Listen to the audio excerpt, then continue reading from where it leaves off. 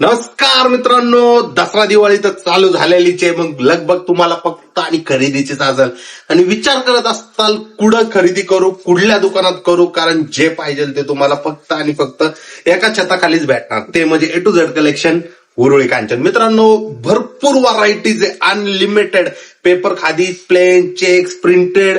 तर हे सगळं होऊन पण प्रत्येक जणाची रिक्वायरमेंट काय होती माहिती का? IMP imported fabric.